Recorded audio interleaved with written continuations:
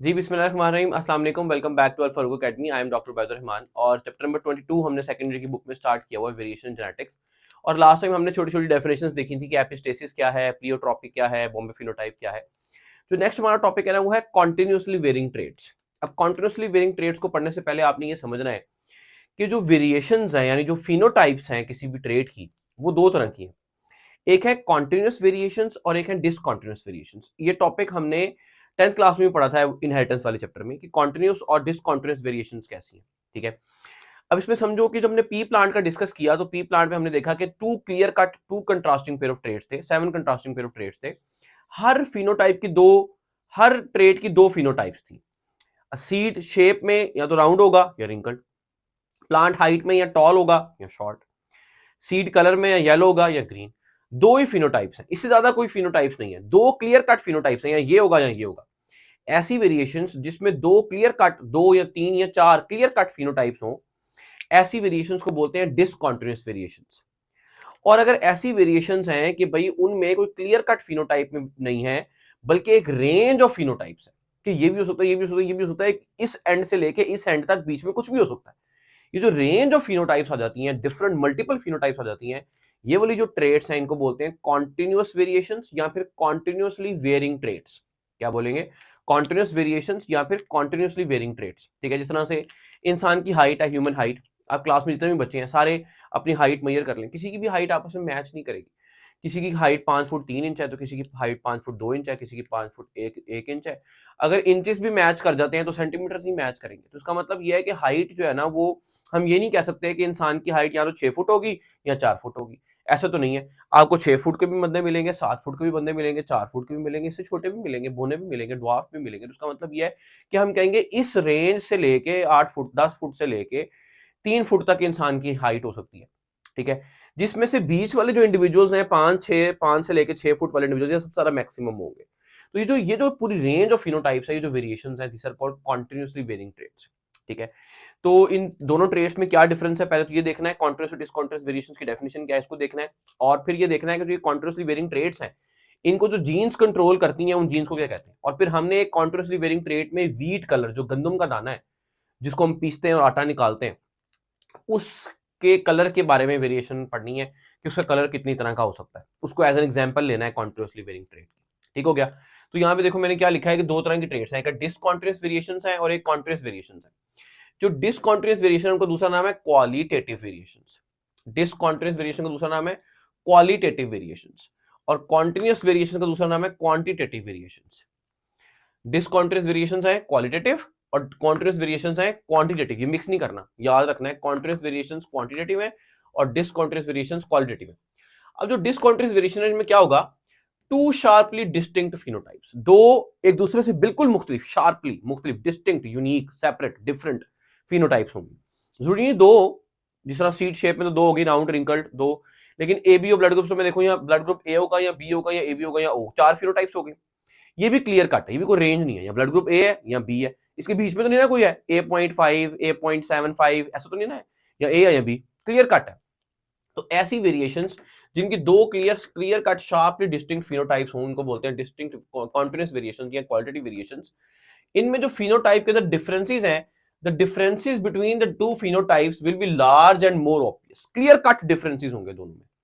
दोनों वेरिएशंस, तीनों चारों जितने भी फिनोटाइप्स होंगी इसकी, उसमें जो डिफरेंसेस होंगे ऑर्गेनिजम्स की फिनोटाइप्स के दरमियान, there will be large and more obvious. Large का मतलब है बिल्कुल क्लियर कट डिफरेंस होगा। एक राउंड सीड है, एक रिंकल्ड है, देखने से पता चल रहा है एक राउंड है, एक रिंकल्ड है। एक का ब्लड ग्रुप ए है, एक का बी है, दोनों को आपस में नहीं लगा सकते, क्लियर कट डिफरेंट है ए और बी। लेकिन अगर किसी बंदे की हाइट है 5 फुट 8 इंच और किसी बंदे की हाइट है 5 फुट 9 इंच, तो दोनों को साथ साथ खड़ा करेंगे तो लगेगा दोनों एक हाइट की है, सेम सेम ही लगेंगे ऑलमोस्ट। हमें इतना आईज हमारी इतनी डिफरेंशिएट नहीं कर पाएंगे, एक जैसे डिफरेंस, तो इतना डिफरेंस नहीं लगा। तो जो क्वांटिटेटिव वेरिएशंस है, कॉन्टिन्यूअस वेरिएशंस है, उनमें जो डिफरेंसेस हैं दे आर स्मॉल, छोटे छोटे डिफरेंसेस हैं फिनोटाइप्स के दरमियान, एंड लेस स्ट्राइकिंग, इतने वाजे नहीं है।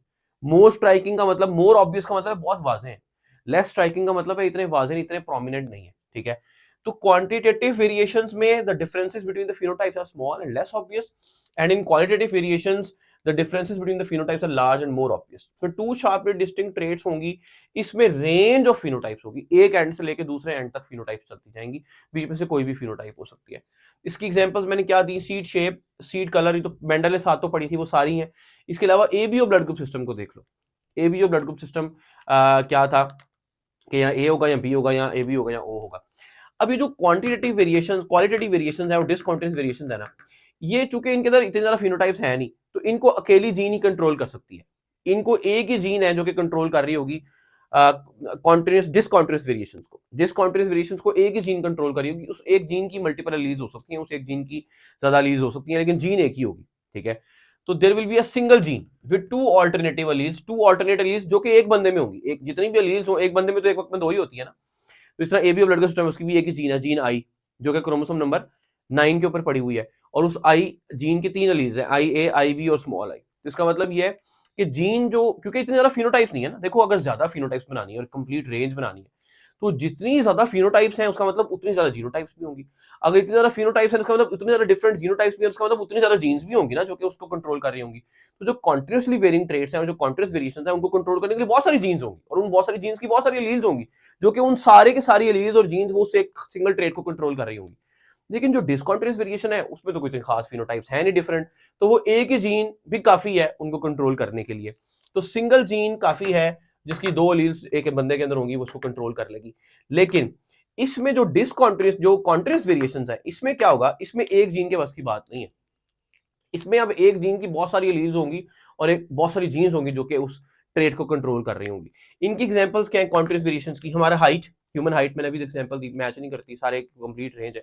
ह्यूमन वेट, आपको पतले से पतला भी मिलेगा, सूखे से सूखा भी मिलेगा, मोटे से मोटा भी मिलेगा। इसका मतलब वेट ज्यादा भी है कम भी है, कंप्लीट रेंज। हम ये तो नहीं कह सकते यहाँ तो वेट 50 किलो होगा या 70 किलो होगा, बस ऐसा तो नहीं है। 70 भी हो सकता है, 70.1 भी हो सकता है, 70.2 भी हो सकता है, 80.5 भी, कुछ भी हो सकता है। तो इसका मतलब ये है कि वेट भी ये क्या हो गया, continuously varying trait. Again skin colour, हमारी जो स्किन कलर है, स्किन कलर देख लो आप लोग सारे बच्चों क्लास में, किसी का स्किन कलर के 2 टोन्स आपस में मैच करती हैं। कोई बंदे कहेंगे यार ये गोरे हैं, हाँ ठीक है चलो ये गोरे हैं, लेकिन क्या इन 2 गोरे भी आपस में मैच कर रहे हैं? नहीं। 2 काले भी आपस में मैच कर रहे हैं? नहीं। तो क्या हो रहा है कि स्किन कलर एक दूसरे से मुख्तलिफ हो रहा है। ये भी क्या है, कॉन्टिन्यूसली वेरिंग ट्रेट है। जो कॉन्टिन्यूसली वेरिंग ट्रेट होती है उसमें 2 क्लियर कट एंड बाउंड्रीज होंगी और उनके दरमियान पूरी रेंज होगी, उसमें से कोई भी फिनोटाइप उस बंदे के अंदर हो सकती है। इंटेलिजेंस, अगेन इंटेलिजेंस जहानत है। आप क्लास में बच्चे हैं, कोई ज्यादा सही है, कोई कम सही है, कोई ऐसे ये तो नहीं है या तो बंदा कहे यहाँ तो लाइक होगा या नालाइक होगा, कोई और कुछ यहाँ एवरेज होगा, ऐसे तो नहीं है ना। हम 3 कैटेगरी में तो नहीं कैटेगराइज कर सकते, या लाइक है, नालाइक है, एवरेज, ऐसे तो नहीं है। हर बंदे की इंटेलिजेंस मुख्तलिफ है एक दूसरे से, हर किसी का आईक्यू लेवल मुख्तलिफ है एक दूसरे से, हर किसी के आईक्यू के टेस्ट की स्कोर मुख्तलिफ आएगा एक दूसरे से। तो ये भी एक जो है ना वो कॉन्टिन्यूसली वेरिंग ट्रेट है। अब ये जो इसकी डेफिनेशन देखनी है कि जो ये कॉन्टिन्यूसली वेरिंग ट्रेट को जीन्स कंट्रोल करती हैं, उनकी डेफिनेशन क्या है? अ क्वालिटेटिव ट्रेट यानी कॉन्टिन्यूसली वेरिंग ट्रेट यानी continuous variation, a qualitative trait is controlled bye, उसे कंट्रोल करती है, एक जीन नहीं कंट्रोल कर सकती। अ qualitative trait is controlled bye alleles of 2 और मोर जीन पेयर्स। अब एक नहीं है तो 2 तो होंगी ना कम से कम, 2 या 2 से ज्यादा, 2 या 2 से ज्यादा जीन्स की अलील्स उनको कंट्रोल कर रही होंगी। A qualitative trait is controlled by alleles of 2 or more than 2 gene pairs। ये जीन पेयर्स कहां पे होंगी? Found at different loci, different chromosomes पे ऊपर, डिफरेंट लोकसेस के ऊपर होंगी। All influencing the same trait, जो कि वो सेम ट्रेट को, एक ही ट्रेट को कंट्रोल कर रही होंगी। जिस तरह हाइट की समझ लो, अब हाइट की मोर देन 100 जीन्स हैं जो कि एक इंसान के अंदर मौजूद होती है। अब उस 100 जीन की पता नहीं कितनी एलील्स होंगी, एक इंसान में तो 200 ही होंगी, वैसे कितनी एलील्स होंगी, उस हर जीन की मल्टीपल एलील्स कितनी कितनी होंगी जो कि एक इंसान के अंदर मौजूद है। तो वो जीन्स, सारी की सारी जीन्स मिलके जो कि डिफरेंट लोकाई के ऊपर हैं, कुछ सेम क्रोमोसोम पे हैं, कुछ डिफरेंट क्रोमोसोम्स के ऊपर हैं, वो सारी मिलके कंट्रोल किसको कर रही हैं? हाइट को। सारी मिलकर किसको कंट्रोल कर रही हैं? हाइट को। ये जो सारी जीन्स हैं जो एक ही ट्रेट को कंट्रोल कर रही हैं, इन जीन्स को बोलेंगे पॉलीजीन्स। क्या बोलेंगे? पॉलीजीन्स। अलील्स ऑफ 2 और more than 2 gene pairs found at different loci, जो कि मुख्तलिफ डिफरेंट लोकाई पे मौजूद थी। All influencing the same trait, जो कि एक ही सेम ट्रेट को कंट्रोल कर रही थी। इन एन एडिटिव वे, यानी हर बंदा, हर अलील अपने असर को ऐड करा रही है उस काम के अंदर। टोटल जो रिजल्ट आना है फिनोटाइप का, हर अलील का थोड़ा थोड़ा किरदार है, हर अलील का थोड़ा थोड़ा किरदार है। फॉर एग्जाम्पल समझो कि बड़ी हाइट करने वाली भी अलील्स हैं और छोटी हाइट करने वाली भी अलील्स हैं। अब इन सारी अलील्स का सम होके बंदे की हाइट बनेगी। जितनी ज्यादा बड़ी हाइट करने वाली अलील्स होंगी उतना बंदा लंबा होता जाएगा, जितनी छोटी हाइट करने वाली एलील्स होंगी उतना बंदा छोटा हो जाएगा। अगर सारी एलील्स बड़ा करने वाली हुई तो फुल बंदा बड़ा हो जाएगा, आलम चन्ना, और अगर सारी एलील्स छोटा करने वाली हुई तो बिल्कुल बंदा बोना बन जाएगा। अब उनके मिक्सचर से एडिटिव वे में उनको ऐड करके पता चलेगा कि इसका फाइनल बंदे की हाइट क्या होगी, ठीक है। तो एडिटिव वे में काम कर रही होंगी। अब इसमें देखो इतनी सारी एलील्स हैं, इतनी सारी जीन्स हैं जो कि एक ही ट्रेट को कंट्रोल कर रही हैं, ठीक है। यह poly genes, poly means many, many genes are controlling the same trait. Pleiotropy में हमने पढ़ा था कि एक ही जीन थी, वो एक से ज्यादा ट्रेट्स को कंट्रोल कर रही थी। अब हम पढ़ रहे हैं एक से ज्यादा जीन्स हैं जो कि एक ट्रेट को कंट्रोल कर रही हैं। पहले क्या था, एक ही जीन थी, वो जीन एक ही थी लेकिन ट्रेट्स को मुख्तलिफ कंट्रोल कर रही थी। अब हम क्या पढ़ रहे हैं कि मुख्तलिफ जीन्स हैं जो कि एक ही ट्रेट को कंट्रोल कर रही हैं, ठीक है। अगर एक ही जीन हो वो ज्यादा ट्रेट्स को कंट्रोल कर रही हो उसे बोलेंगे प्लियोट्रोपी। और अगर ज्यादा सारी जीन्स हैं जो कि दो डिफरेंट लोकाए पे हैं और वो सारी की सारी एक ही ट्रेट को इफेक्ट कर रही हैं, एक ही ट्रेट को कंट्रोल कर रही हैं, उसे बोलेंगे उन सारी जीन्स को बोलेंगे पोली जीन्स। अच्छा, अब एपिस्टेसिस में भी तो सर यूं ही था कि दो डिफरेंट जीन्स थी, दो डिफरेंट लोकाए पे थी और वो कंट्रोल कर रही थी। लेकिन वो जो दो डिफरेंट जीन्स थी ना, जो दो डिफरेंट लोकाए पे कंट्रोल कर रही थी, वो मिल के दोनों अपना फिनोटाइप नहीं बना रही थी। उसमें एक जीन दूसरे जीन के असर को बिल्कुल छुपा ही रही थी। जिस तरह जीन एच नहीं थी, अगर तो सब्सटेंस एच नहीं बना तो आई जीन का भी असर नजर नहीं आया। यहां पर ऐसा नहीं है कि अगर हाइट है, हाइट की जी 10 जीन्स हैं, तो अगर एक जीन नहीं होगी तो बंदे की हाइट ही नहीं होगी, ऐसा नहीं है। सारी जीन्स मिलके अपना अपना थोड़ा थोड़ा असर शो करेंगी। हर अलील का अपना पॉजिटिव इफेक्ट होगा या नेगेटिव इफेक्ट होगा। अगर पॉजिटिव इफेक्ट है टॉल होते जाएगा, नेगेटिव इफेक्ट है शॉर्ट हो जाएगा। वो मिलके सारी अपना काम करेंगी, all influencing the same trait. सारी की सारी एक ही ट्रेट को इन्फ्लुएंस कर रही हैं, अलील्स और जीन्स इन एन एडिटिव वे मिलके कर रही हैं। ये नहीं कि एक अलील दूसरे का, एक जीन दूसरे के असर को होने नहीं दे रही, ऐसा नहीं है। सारे मिलके कंबाइंड इफेक्ट आएगा, सबका कंबाइंड इफेक्ट आएगा मिलके। इस तरीके से इनकम्प्लीट डोमिनेंस में मिलकर इफेक्ट आया था कि रेड और व्हाइट मिली थी तो पिंक बन गया, ठीक है। उस तरीके से इफेक्ट आएगा। लेकिन ये इनकम्प्लीट डोमिनेंस नहीं है ये पॉलीजीनिक इफेक्ट आ रहा है, ठीक है। इसमें क्या होगा, देखो, अ qualitative trait is controlled bye alleles of two or more gene pairs found at different loci, जो कि मुख्तलिफ लोकाई पे जीन पेयर्स पड़े हुए हैं, all influencing the same trait, जो कि एक ही ट्रेट को इन्फ्लुएंस कर रहे हैं इन ए रिलेटिव वे, ऐड होके एक साथ, ठीक है। अब ये जो जीन्स थी, ये जो अलील्स थी, इन अलील्स को, इन जीन्स को बोलेंगे पोलीजीन्स। और ये ट्रेट जो कि कॉन्टिन्यूसली वेरिंग ट्रेट है या क्वालिटेटिव ट्रेट है, जो कि इन पोलीजीन्स की वजह से कंट्रोल हो रही है, उस ट्रेट को बोलेंगे पोलीजीनिक ट्रेट। क्या बोलेंगे, polygenic trait. A qualitative trait is controlled by alleles of two or more gene pairs found at different loci, all influencing the same trait in a additive way. This qualitative trait is called polygenic trait. And the genes that are controlling this or influencing the same trait in a additive way, these genes are called polygenes. तो definition बहुत important है, याद करनी है। Contrast variation definition क्या है, डिसकॉन्ट्रास्ट variation definition क्या है, पॉलीजीन्स की डेफिनेशन क्या है, पक्की पक्की आनी चाहिए, रट लेनी है ऐसे ही जिस तरह बुक में लिखी हुई है। समझ तो मैंने समझा तो मैंने दी है। पॉलीजीन्स, ये तीन डेफिनेशन याद कर ली और फिर डिफरेंसेस याद करने के, इसमें और इसमें क्या डिफरेंस है। एक ही जीन है, ज्यादा सारी जीन्स है, ज्यादा सारी एलील्स हैं, पॉलीजीन्स है। क्लियर कट फिनोटाइप्स होंगी, 2 और 3 शार्पली डिस्टिंक्ट वेरिएशंस होंगी, फिनोटाइप्स होंगी। इसमें एक रेंज ऑफ फिनोटाइप्स होंगी। इसके जो डिफरेंसेस हैं बिटवीन फिनोटाइप्स, लार्ज और मोर ऑब्वियस होंगे, ये स्मॉल और लेस स्ट्राइकिंग होंगे। इसको एक जीन कंट्रोल करे, इसको मल्टीपल। एक और डिफरेंस है इन दोनों के दरमियान जो कि अभी यहाँ पे मैंने नहीं लिखा। वो डिफरेंस ये है कि जो डिसकॉन्ट्रेस्ट वेरिएशंस है ना, क्वालिटेटिव वेरिएशंस, इनका ना, इनके ऊपर एनवायरनमेंट का असर नहीं है। एनवायरनमेंट कैसी भी हो, सर्दी हो, गर्मी हो, आबो हवा कैसा हो, माहौल कैसा हो, कुछ भी हो, उसके ऊपर इन वेरिएशंस का असर नहीं है डिसकॉन्टिन्यूस के ऊपर।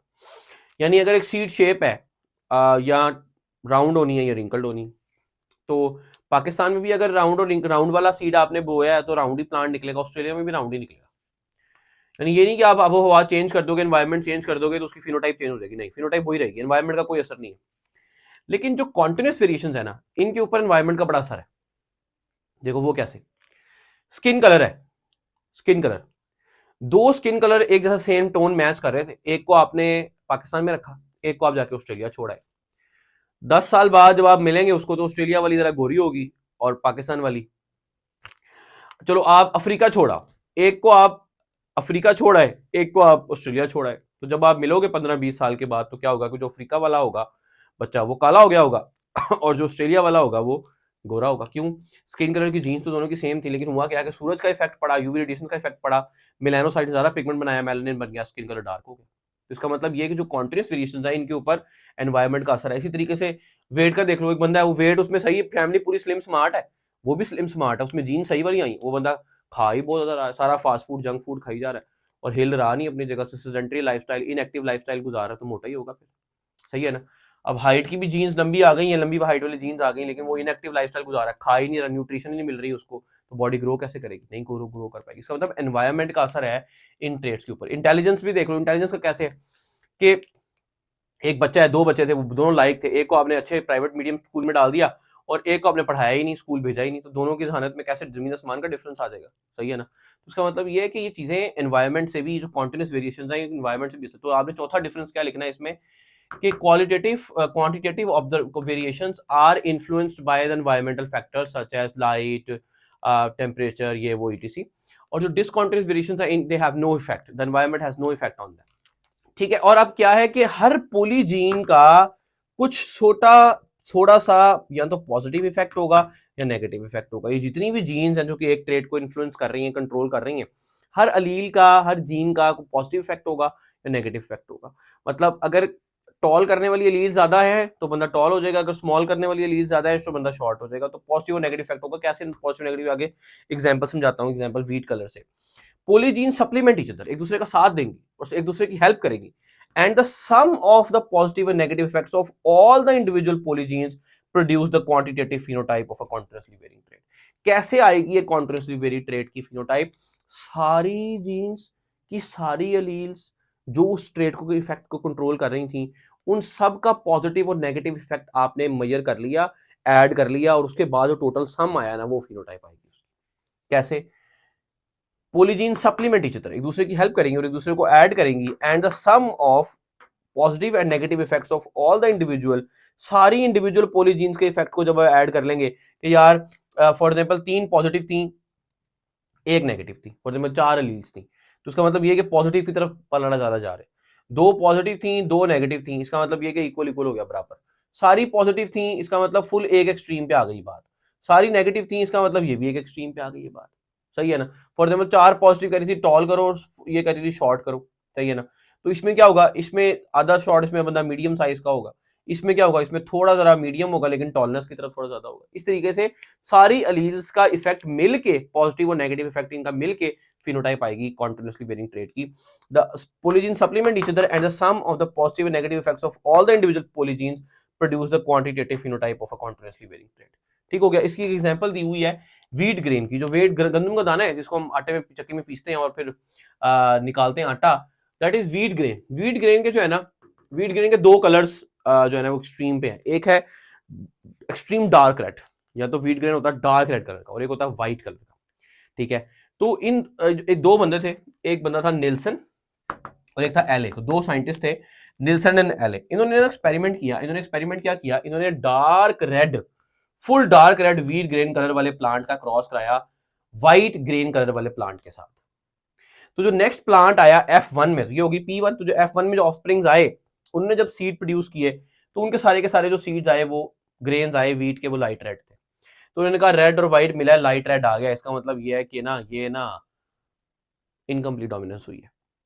ठीक है? उन्होंने कहा तो इनकम्प्लीट डोमिनेंस हुई। लेकिन हुआ क्या कि जब भी F1 आती है फिर हम F1 के सेल्फ फर्टिलाइजेशन कराते हैं टू रेज F2। जब F1 की सेल्फ फर्टिलाइजेशन कराई, लाइट रेड का क्रॉस लाइट रेड के साथ, यानी उसकी सेल्फ फर्टिलाइजेशन ही कराई, तो जो नेक्स्ट जनरेशन आई F2, उसमें क्या हुआ? उसमें ये 6 फिनोटाइप्स आई, 6 के साथ 7 फिनोटाइप्स आई। 1 2 3 4 5 6 7 डिफरेंट फिनोटाइप्स आई, एक रेंज ऑफ फिनोटाइप्स आ गए। तो फिर इन्होंने कहा कि ये कॉन्टिन्यूसली वेरिंग ट्रेट्स हैं, और जब जीन्स पता चली तो जीन्स भी मल्टीपल थी, जो कि सारी की सारी जीन्स एक ही ट्रेट को कंट्रोल कर रही थी, एडिटिव वे में कंट्रोल कर रही थी, सारी जीन्स एक ही ट्रेट को इन्फ्लुएंस कर रही थी, पोलीजीन्स थी। ठीक है? तो लाइट रेड को जब सेल्फ फर्टिलाइज कराया तो क्या हुआ? डार्क रेड आया एक पौधा, मॉडरेटेड डार्क रेड सीड्स वाले पौधे आए 6, रेड वाले आए 15, लाइट रेड जो सबसे बिल्कुल मीडियम बीच का था वो आया 20, जो पिंक आए वो थे 15, जो लाइट पिंक आए वो थे 6, और जो व्हाइट आया वो था 1। तो दोनों तरफ देखो, जो दोनों एक्सट्रीम्स हैं, एक्सट्रीम्स कम है, व्हाइट भी 1 है और डार्क रेड भी 1 है। ठीक है। उसके बाद एक्सट्रीम थोड़ा और अंदर आते हैं, लाइट पिंक और मॉडरेटली डार्क रेड, तो दोनों 6-6 हैं। और अंदर आए, मिडल में आ गए, जितना मिडल में आएंगे ना उतने ऑर्गेनिज्म ज्यादा होंगे, उसके दरमियान वाले ऑर्गेनिज्म ज्यादा होंगे कॉन्ट्रोवर्सी वेरिएंट ट्रेट्स के अंदर। पिंक भी और रेड भी दोनों आ गए 15-15, और जो लाइट रेड था जो बिल्कुल दरमियान का था ये वाला लाइट रेड, वो है 20 सबसे ज्यादा। तो देखो कितने लोग देखे आपने 7 फुट वाले, 8 फुट वाले कितने इंसान देखे हैं, ठीक है। 3 फुट वाले, 4 फुट वाले कितने लोग देखे, इन देखे। जो एक्सट्रीम वाले जो लोग हैं ना वो कम होंगे। जो दरमियानी लोग हैं ना 5 फुट वाले, 5 फुट वाले कितने लोग देखे हैं, 5 फुट से लेके 5 फुट 5 इंच 6 इंच वाले कितने लोग देखे हैं, सारी लड़कियां इसी रेंज में है, ठीक है। और लड़के जो है वो 5 फुट 5 इंच से 5 फुट 9 इंच की रेंज में है, या 10 इंच की रेंज में कर लो, ठीक है। कोई कोई होगा जो 6 फुट से ऊपर निकला होगा। तो इसका मतलब जो एक्सट्रीम केसेस हैं, जो एक्सट्रीम फिनोटाइप्स हैं, वो कम होंगी, उसके इंडिविजुअल्स कम होंगे कॉन्ट्रोवर्सी वेरिएंट ट्रेट में, एक एनवायरनमेंट में, एक पॉपुलेशन में। और जो दरमियान के हैं वो ज्यादा होंगे, ठीक है। तो इससे हम एक ग्राफ बनाएंगे इसको शो करने के लिए कि जो एक्सट्रीम है वो कम है और जो दरमियान के हैं वो ज्यादा है। उसको मैं आपको सिखाऊंगा किस तरह से करना है। पहले ये बात समझो कि क्या हुआ। तो वीट ग्रेन के बारे में पता चला कि जो वीट ग्रेन है ना, नेल्सन एंड एलन ने क्रॉस कराया डार्क रेड और व्हाइट का। डार्क रेड वाले प्लांट, यानी प्लांट डार्क रेड नहीं है, प्लांट इसके ग्रेन्स डार्क रेड थे और इस प्लांट के ग्रेन्स व्हाइट थे। इनका क्रॉस कराया, लाइट रेड वाले ग्रेन्स वाला प्लांट आया। लाइट रेड की सेल्फ अटेंशन रही तो ये 7 फिनोटाइप्स आई। हुआ क्या, पता चला कि यार ये जो ग्रेन वीट ग्रेन कलर है ना, असल में ये पोलीजीन्स है जो कि कंट्रोल कर रही है इनको। तो फिर क्या पता चला, पता चला कि wheat grain colour is controlled by 3 different gene pairs. 3 different gene pairs हैं जो कि कंट्रोल कर रही हैं। उन 3 जीन पेयर्स का नाम रख दिया ABC। 3 जीन्स हैं, 3 जीन और 6 एलील्स होंगी। Capital A small a, capital B small b, capital C small c. अब ये कैपिटल ए से लग रहा है कि ये डोमिनेंट है इसके ऊपर, ये डोमिनेंट है इसके ऊपर, ऐसा है नहीं। कैपिटल वाले अलील का पॉजिटिव इफेक्ट है और जो स्मॉल वाली अलील है उसका नेगेटिव इफेक्ट है। सिर्फ पॉजिटिव और नेगेटिव इफेक्ट को शो करने के लिए हमने अलील को कैपिटल और स्मॉल लिख दिया। 3 डिफरेंट जीन्स हैं जो कि 3 डिफरेंट लोकाए पे मौजूद हैं, इकट्ठी तो नहीं हो सकती, ऑब्वियस सी बात है। Wheat grain colour is controlled by 3 different gene pairs located at 3 different loci. और कितनी अलील्स होगी उसकी, 3 दूनी 6, 6 अलील्स हैं, ठीक है। तो alleles A B B C C, capital A capital B capital C का पॉजिटिव इफेक्ट है। ये पॉजिटिव इफेक्ट का मतलब ये है कि ये कहती हैं कि वीट ग्रेन का कलर रेड करो, यानी ये नहीं कहती कि रेड करो, रेड करो कहती हैं, लेकिन ये रेडनेस के लिए थोड़ी सी डोज दे देती हैं। रेड कैपिटल ए भी उतनी डोज देगी, कैपिटल बी भी उतनी डोज देगी, कैपिटल सी भी उतनी डोज देगी, तीनों की इक्वल डोज है कि रेड करो, ठीक है। और जो स्मॉल ए स्मॉल बी और स्मॉल सी है ना, ये कहती है रेड नहीं करो। ये कहती हैं कि हम कोई भी इफेक्ट नहीं देंगे, हम पॉजिटिव इफेक्ट नहीं देंगे, बल्कि हम नेगेटिव इफेक्ट देंगे। नेगेटिव इफेक्ट को हम ये भी कह सकते हैं कि नो इफेक्ट है या फिर जीरो डोज इफेक्ट है। और जो पॉजिटिव इफेक्ट दे रही है उनको बोलेंगे कि पॉजिटिव इफेक्ट है। तो कैपिटल ए बी और सी कह रही थी कि they will produce equal amount of red pigment, ये equal amount of red pigment produce करेंगी, यानी रेड कलर की डोज देंगी, पॉजिटिव इफेक्ट देंगी, ठीक है। और जो स्मॉल ए बी सी है ये क्या करेंगी, ये रेड नहीं प्रोड्यूस करेंगी, बल्कि ये व्हाइट समझ लो एक तरह से, या कह लो जीरो डोज का इफेक्ट देंगी, नो डोज का इफेक्ट देंगी, सही। अब इसका मतलब ये कि हमारे पास एक था डार्क रेड पौधा, इसका मतलब सब डार्क रेड था, तो इसके अंदर सारी एलील्स कैपिटल थी, A B B B C B, 6 की 6 एलील्स कैपिटल थी। और जो व्हाइट वाली थी ना उसमें कोई भी एलील कैपिटल नहीं थी। इसका मतलब इसमें कोई भी पॉजिटिव इफेक्ट नहीं आया, कोई भी रेड कलर की डोज नहीं आई, सारी व्हाइट कलर की डोज आई तो सारी पूरा व्हाइट हो गया, ग्रे। इसमें कोई भी व्हाइट कलर की डोज नहीं आई, सारी रेड कलर की डोज आई तो रेड हो गया, सही हो गया, समझ में आ गई ये बात। अब जब इन दोनों का आपस में क्रॉस कराया तो हमारे पास आया लाइट रेड। लाइट रेड में क्या होगा, लाइट रेड में 3, इनमें से कोई सी 3 अलील्स कैपिटल होंगी और 3 स्मॉल होगी। मतलब देखो क्या होगा कि इसके जब गमीट्स बनेंगे तो इसमें आएगा ए बी सी, और जब इसके गमीट्स बनेंगे तो क्या आएगा, small a small b small c. तो जब इनको मिलाऊंगा क्या लिखूंगा, capital A small a, capital B small b, capital C small c, ठीक है। तो ये बना ना, ये बना। इनमें से कोई सी भी अगर 3 अलील्स को डोमिनेट कैपिटल कर दोगे तो लाइट रेड आ जाएगा, ठीक है। इसका मतलब ये 3 आधी अलील्स कह रही हैं कि रेड कलर बनाओ, आधी अलील्स कह रही हैं कि व्हाइट कलर बनाओ। आधी एलील्स पॉजिटिव इफेक्ट शो कर रही हैं, पॉजिटिव डोज दे रही हैं, रेड कलर की डोज दे रही हैं, और आधी एलील्स नेगेटिव डोज दे रही हैं, व्हाइट कलर की डोज दे रही हैं, ठीक हो गया। अगर all the 6 alleles encode for the red pigment, यानी सारी कैपिटल हो तो डार्क रेड कलर होगा। If the none of the 6 alleles encode for the red pigment, कोई भी नहीं अगर आई, सारी छोटी आ गई तो व्हाइट कलर होगा। नेल्सन एलन ने एक्सपेरिमेंट किया। अब देखो ये आई ना 7 डार्क रेड सारी कैपिटल, व्हाइट सारी स्मॉल। अब यहां से शुरू कर दो, ये देखो व्हाइट, थोड़ा सा रेड कलर आया, एक डोज आई रेड कलर की light pink, 2 dose I read colour की पिंक, 3 डोजें आई रेड कलर की light red, 4 doses I read, 5 डोजें आई यानी 5 एलील्स कैपिटल हो गई मॉडरेटली डार्क रेड, और 6 की 6 डोजें आई पॉजिटिव इफेक्ट की और 6 के 6 एलील्स कैपिटल हो गई तो डार्क रेड। ठीक है, अब ये देखो ये व्हाइट थी सारी स्मॉल थी, सारा नेगेटिव इफेक्ट था, सारा सारा जीरो नेगेटिव, सारा जीरो डोज थी। ठीक है, तो व्हाइट हो गया। ठीक है, लाइट पिंक, कोई सी भी एक अलील डोमिनेट कर दोगे, कोई भी एक अलील, सबका इक्वल इफेक्ट है। कैपिटल ए हो उसका भी उतनी डोज है, कैपिटल बी हो उसकी भी उतनी डोज है, कैपिटल सी हो उसकी भी उतनी डोज है रेड की, यानी तीनों में से कोई भी एक अलील डोमिनेंट होगी तो उतना ही रेड कलर बनेगा। जितना ए का रेड कलर बनेगा डोमिनेंट होने से, बी के डोमिनेंट से उतना ही रेड कलर बनेगा, सी के पॉजिटिव इफेक्ट से भी उतना ही रेड कलर बनेगा। तो ये देखो एक में मैंने ए को कैपिटल कर दिया, बाकी सारी स्मॉल, एक एक पॉजिटिव इफेक्ट आया, एक अलील डोमिनेट हुई लाइट पिंक। इसमें मैंने बी को एक को कर दिया, फिर भी लाइट पिंक। इसमें मैंने सी को कर दिया एक को, बाकी सारी छोटी रखी, एक पॉजिटिव इफेक्ट देना है ना तो लाइट पिंक। ठीक हो गया। इन तीनों में से, इन 6 में से कोई सी भी एक अलील अगर डोमिनेट हो जाएगी, एक अलील का पॉजिटिव इफेक्ट आएगा तो the seed will be light pink. अगर कोई सी 2 अलील्स कैपिटल हो जाए, कोई सी 2 अलील्स पॉजिटिव इफेक्ट दे तो आएगा पिंक।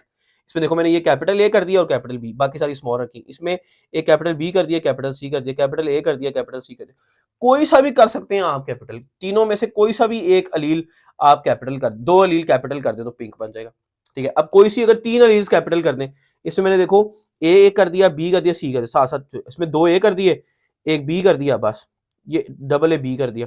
इसमें एक ए कर दिया और ये 2 सी कर दिए कैपिटल। कोई सी भी 3 अलील्स कैपिटल कर दो, ये 3 बुक में लिखी नहीं इसलिए मैं लिख रहा हूं, कोई सी भी 3 कर दोगे फिर भी चलेगा। कोशिश यही करो कि बुक वाली लिख लो। अगर कोई सी भी 3 कर दोगे ना, अगर अब मैं इसके अलावा कौन सा हो सकता था, इसके अलावा ये हो सकता था, इसके अलावा मैं अगर कर देता कैपिटल सी और कैपिटल बी, ठीक है, और स्मॉल है तो फिर भी चल जाना था, फिर भी यही होगा लाइट रेड। ठीक है, कोई सी भी 3 अलील अगर कैपिटल करेंगे तो क्या होगा लाइट रेड। अब 4 अगर पॉजिटिव डोजेस देंगे, इफेक्ट देंगे तो फिर कौन सी होगा रेड। कैपिटल मैंने डबल ए डबल बी ये कैपिटल लिखा, स्मॉल सी तो सी दोनों स्मॉल है, ए दोनों स्मॉल है, ये बाकी सारे कैपिटल है, ए और सी कैपिटल है, बी स्मॉल है। तो इसमें से कोई सी भी 4 अगर आप कैपिटल कर दोगे तो फिर जो है ना रेड कलर बन जाएगा। और अगर 5 कर दोगे कैपिटल, कोई सी एक छोटी होगी, इसमें सी छोटी है, इसमें बी छोटी है, इसमें ए छोटी है, मॉडरेटली डार्क रेड बनेगा। और अगर सारी की सारी कैपिटल होंगी तो डार्क रेड बनेगा। ये कॉन्टिन्यूसली वेरिंग ट्रेड ये शो कर रही है कि यार ये जो 6 अलील्स हैं 3 जीन पेयर्स की, जो कि 3 डिफरेंट लोकाई पे पड़ी हुई है, ये सारी की सारी वीट ग्रेन कलर को एडिटिव मैनर में इन्फ्लुएंस कर रही है। सारे अपनी अपनी एक डोज दे रहे हैं और फिर टोटल मिला के उनका सम मिला के इफेक्ट आ रहा है। कुछ अलील्स का जिनको हमने कैपिटल लिखा है उनका पॉजिटिव इफेक्ट है, उनका पॉजिटिव कलर डोज है, और जो स्मॉल से लिखा है उनका नेगेटिव डोज है, वो कलर नहीं दे रही, उनकी वाइट डोज है। तो अब उनको मिला के उनका जो सम आएगा ना उसकी वजह से हमारे ये आएंगे। तो अगर सारी 6 की रील 6 की 6 कैपिटल हुई, सारे का सारा रेड इफेक्ट आया तो डार्क रेड होगा, 6 की 6 स्मॉल हुई तो व्हाइट आएगा, 1 बड़ी तो लाइट पिंक, 2 बड़ी तो पिंक, 3 बड़ी तो लाइट रेड, 4 बड़ी तो रेड, 5 बड़ी तो मॉडरेटली डार्क रेड। तो इस तरीके से हमने ये करना है। इसी का एक ग्राफ बनाया हुआ बुक में, मैं आपको मैं बुक से एक्सप्लेन कर देता हूँ। लेफ्ट हैंड साइड पे आपने नंबर ऑफ इंडिविजुअल्स ले लेने और एक्स यानी वाई एक्सिस पे आपने नंबर ऑफ इंडिविजुअल ले लेने और एक्स एक्सिस पे आपने ले लेना wheat grain colour. Wheat grain colour क्या आया, वीट ग्रेन कलर आया, एक तरफ से शुरू कर लो, डार्क रेड से शुरू कर लो या व्हाइट से शुरू कर लो, मर्जी है, व्हाइट से शुरू कर लो। White, white, light pink, pink, light red, red, moderately dark red और डार्क रेड। ठीक हो गया। और लेफ्ट साइड पे आपने उसके इंडिविजुअल नंबर ले लिए 0, 1, 0, 5, 10, 15, 20, 25। तो जो पहला वाला आएगा, पहला वाला क्या आया, ये आया व्हाइट, व्हाइट वाला हमारे पास पहला, इसको हमने इस तरह से ग्राफ बना लेना, व्हाइट वाला 1 आया जी, ठीक है। उसके बाद लाइट पिंक आए हैं, वो 6 आए हैं। उसके बाद जो है ना वो ये बार डायग्राम बना रहे हैं हम, bar diagram X axis Y axis में शो नहीं कर रहा। पिंक हमारा 15 आए, 15 थोड़ा सा और ऊंचा चला गया, सही है। जो आए वो 20 आए अगले वाले लाइट रेड, वो और ऊपर चला गया, सही। उसके बाद जितने ये आए थे उतने ही ये आए, और जितने ये आए थे उतने ही ये आए, और जितने ये आए थे उतने ही एंड पे ये आए, सही है ना। तो ये हो गया व्हाइट, ये हो गया डार्क रेड, सही। व्हाइट के बाद क्या आया, लाइट पिंक, ये हो गया पिंक, ये हो गया लाइट रेड, और ये हो गया रेड और मॉडरेटली डार्क रेड, ये रेड और ये मॉडरेटली डार्क रेड। ठीक है, ये कितने आए थे, ये मैंने कह दिया 0 है, ये मैंने कह दिया 1 है, ये जो है ना फॉर एग्जाम्पल ये कितना आए थे, ये आया 1, ये आया 6, ये आया 15, ये आया 20, ये आया 15, ये आया 6 और ये 1, सही। तो इसमें हम इस तरह से नंबरिंग कर सकते हैं कि यार ये इस तरह से ये 5 था, फिर उसके बाद ये 10 था, ये 15 था, ये 20 था, ये 25 था, इस तरह से हम नंबरिंग कर सकते हैं, इसमें इंडिविजुअल्स को शो कर सकते हैं। तो ये 0 5 ये 10 है तो ये 6 5 के बाद ये 6 ही आएगा ना, सही। और ये फिर 15 आ गया, 15 में ये आ गया, और ये 20 आ गया, 20 में ये आ गया, ठीक है ना। तो 15 इस तरह से हमने ग्राफ ड्रॉ कर लिया। इसमें अब ग्राफ में अगर आप ये देखो जो मैं बात पहले एक्सप्लेन कर रहा था, जो एक्सट्रीम्स हैं वो देखो कम है जो बीच के इंडिविजुअल है ना, बीच वाली फिनोटाइप्स है वो ज्यादा है। जिस तरह हाइट का भी मैंने एक्सप्लेन किया कि कितने बंदे बड़े देखे और कितने छोटे देखे, बीच के ज्यादा। तो अगर मैं हर इस ग्राफ के सेंटर पॉइंट को आपस में मिला लूं ऐसे करके, तो एक बेल शेप्ड कर्व बनेगी। कैसी कर्व बनेगी? इस कर्व को क्या बोलेंगे? वैसे हमने जो डायग्राम बनाई है, दिस इज बार डायग्राम और histogram. This graph is called bar diagram और हिस्टोग्राम। अगर हम हर बार डायग्राम के पॉइंट्स को मिला लेंगे तो ये जो कर्व आएगी, this is called bell shaped curve. कौन सी कर्व आई है?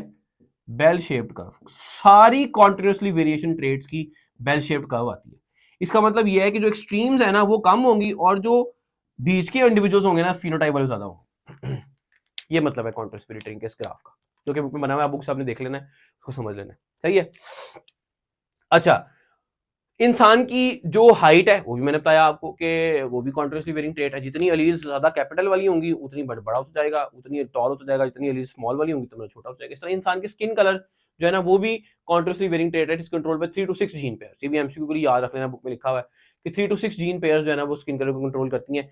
जितनी अलीज व्हाइट करने वाली होंगी उतनी स्किन व्हाइट होती जाएगी, जितनी स्किन कलर डार्क करने वाली अलीज होगी उतनी डार्क होगी। इसका मतलब ये नहीं है कि अम्मी अबू जो है ना वो गोरे थे तो बच्चा काला आ गया, तो अम्मी गोरी है तो बच्चा काला है, तो कैसा क्या आएगा आगे। अलील्स ने मिक्स होना है। कॉन्टिन्यूसली वेरिंग ट्रेट में हम ये नहीं बता सकते कि क्या होगा। वो जोन सी अलील्स उसके पास कितनी इतनी कैपिटल आएंगी, इतनी स्मॉल आएंगी, वो उस हिसाब से अगली इंडिविजुअल आने, सबका इफेक्ट आना है, सम आना है सबका, सही। इस तरीके से मैं बुक्स भी यहाँ से रीडिंग करा देता हूँ। इस तरीके से एक चीज होती है रोलर नॉन रोलर। ये जो रोलर नॉन रोलर है ना, ये डिसकॉन्टिन्यूस वेरिएशन एग्जाम्पल है, क्वालिटेटिव वेरिएशन की एग्जाम्पल है। मतलब ये जो है ना कॉन्टिन्यूस नहीं है कि दो ही फिनोटाइप्स हो सकती हैं, तो रोलर होगा non roller. Roller non roller क्या? टंग। टंग जो है ना इंसान की वो रोल हो सकती है, ऐसे नहीं, ऐसे तो सब कर सकते हैं रोल, ऐसे लेंथ वाइज। जो लेंथ वाइज रोल कर सकते हैं ऑर्गेनिजम्स टंग को, इनको बोलते हैं रोलर्स। और rollers all over the world और पाकिस्तान में भी ज्यादा है। रोलर वाली जो जीन है वो डोमिनेंट है। और जो नहीं कर सकते रोल, आप करके देखें अपनी टंग। कुछ ऐसे हैं जो नहीं कर सकते, जो नहीं कर सकते वो नॉन रोलर है, ठीक है।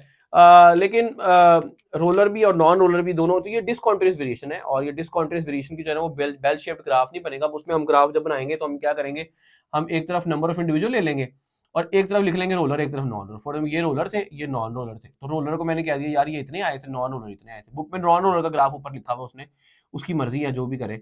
0 ये मैंने कह दिया जी ये 100 थे, और ये मैंने कह दिया जी ये क्या 50 थे, ठीक है। तो 50 मेरे पास नॉन रोलर आ गया और रोलर 50, ये 100। ये मैंने इस तरह से बस रिप्रेजेंट कर दिया। दो ट्रेड्स थी इनके ग्राफ में, हिस्टोग्राम में आप ये नहीं कर सकते कि कॉन्टिन्यूसली वेरिंग ट्रेड्स नहीं है, डिफरेंट ट्रेड्स है। तो इसलिए इन दोनों की जो बार है उनके दरमियान भी स्पेस आएगी, गैप होगा। 3 होंगी तो 3 के दरमियान भी गैप होगा। जो कॉन्टिन्यूसली वेरिंग ट्रेड है, चूंकि मिली हुई आपस में सारी, एक से साथ दूसरी मिली हुई है, इसलिए इनकी बार इकट्ठी बनानी है हमने, एडजस्टमेंट बनानी है, ठीक हो गया।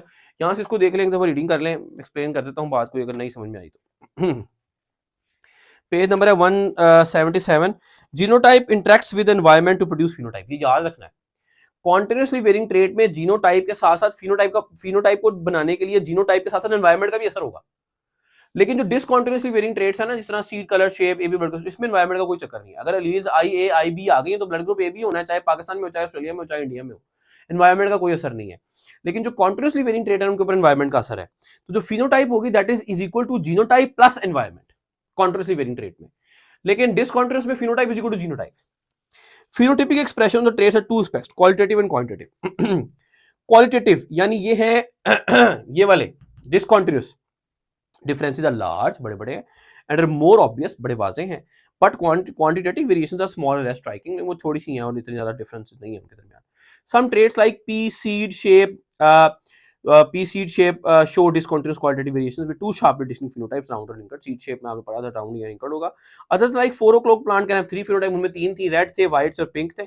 Others like AB blood custom उनके 4 हैं, A B और O, लेकिन फिर भी देख लो कि काउंटेबल है और क्लियर कट डिफरेंसेस हैं, कोई रेंज नहीं है। But many traits like height, weight, intelligence, skin color in humans, and grain color in wheat exhibit continuous quantitative variations over a range of many phenotypes. ठीक हो गया। Mendel focus on the trait that showed only two qualitative different phenotypes. Mendel ने discontinuous variations को पढ़ा था which could be determined by the two alternate genes of a single two alternate alleles of a single gene, जो कि एक ही gene के दो alleles काफी हैं उसको कंट्रोल करने के लिए। Darwin observe small contrast variations with in the individuals of the population. Darwin ने जब एवोल्यूशन पढ़ी तो देखा कि ऑर्गेनिजम्स में थोड़ी जो है ना वेरिएशंस हैं, जैसे गैलापागोस आइलैंड्स की फिंचेस में, चोंचों में थोड़ी डिफरेंसेस थी। Such a range of phenotypic spectrum of a trait can not be traced to a single gene with two alleles. इतनी रेंज ऑफ फिनोटाइप्स, इतनी ज्यादा रेंज है फिनोटाइप्स की, ये एक कोई जीन की दो एलील्स कंट्रोल नहीं कर सकती, बल्कि इसको कंट्रोल करने के लिए बहुत सारी जीन्स की बहुत सारी एलील्स चाहिए। A continuously varying trait is encoded by alleles of two or more different gene pairs found at different loci, all influencing the same trait in a additive way. These quantitative traits are called polygenic traits, and genes are called polygenic. Definition आपने याद करनी है। Each polygene has a small positive or negative effect on the character. Phenotype के ऊपर हर अलील का एक positive या negative effect होगा। पोलीजीन सप्लीमेंट ईच अदर, एक दूसरे को हेल्प करेंगे, and sum of the positive negative effects of all individual polygenes produce quantitative phenotypes of contrast variant trait. ये बात मैंने यहाँ पे लाइन बार बार समझा दी थी। Wheat grains color vary from white to dark red. This trait shows a continuous spectrum of color variation. Dark red और white की तस्वीरें भी उसने शो की हैं। Some grains are white, some are deep red, but most grains are shaded in between light pink to moderate dark red. कहते हैं इस तरह शेड्स काफी सारे थे। निल्सन एलन ने क्या किया? Studied the genetics of the wheat grain color. When he crossed a true breeding dark red grain plant with a true breeding white grain plant. All F1 grains had light red color. सब के सब light red में आ गए। Intermediate between two parental shade, दोनों का मिल के बीच का shade आ गया। It seemed that it was a case of incomplete dominance. लगा जैसे कि ये incomplete dominance का केस है। But when F1 grains are grown to mature plants, जब F1 grains को grow कराया and cross with each other, उनका आपस में self fertilization कराई, F2 grains had exactly 7 shades of color in ratio of 1, ratio 6, ratio 15, ratio 20, ratio 15, ratio 6, ratio 1. Dark red, moderate dark red, red, light red, pink, white.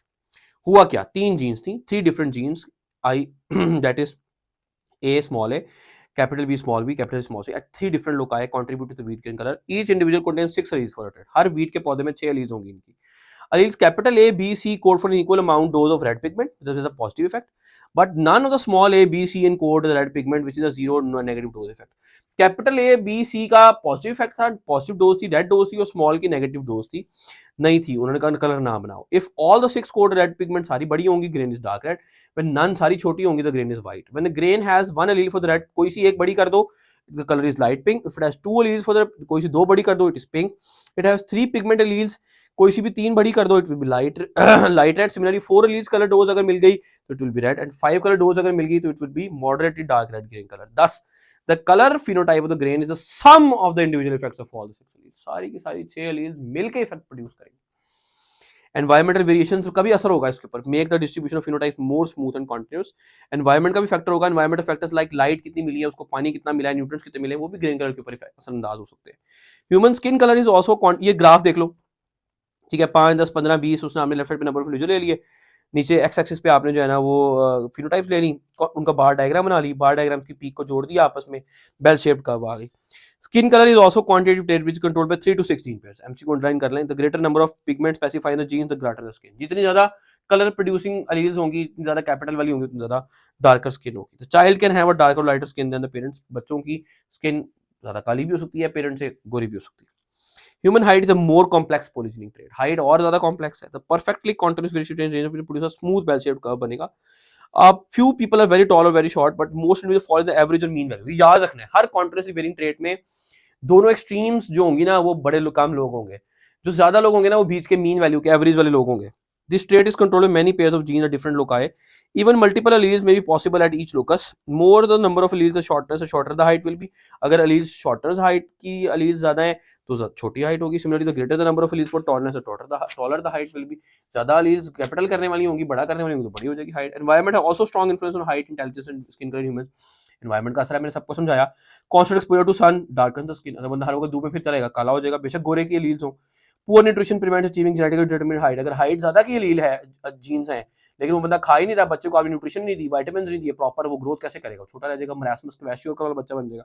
Healthy and encouraging social environment promotes intelligence. अगर healthy environment मिलती है, parents अच्छे हैं, पढ़े लिखे हैं, school अच्छा है, एनवायरनमेंट अच्छी मिली, तो इंटेलिजेंस ज्यादा बच्चा इंटेलिजेंट हो जाएगा। ठीक है। तो उम्मीद है कि ये बात आपको यहाँ तक समझ में आ गई होगी। नेक्स्ट टॉपिक के साथ इंशाल्लाह नेक्स्ट लेक्चर में हाजिर होंगे। अपना ढेर सारा ख्याल रखें, दुआओं में याद रखें। अल्लाह हाफिज़।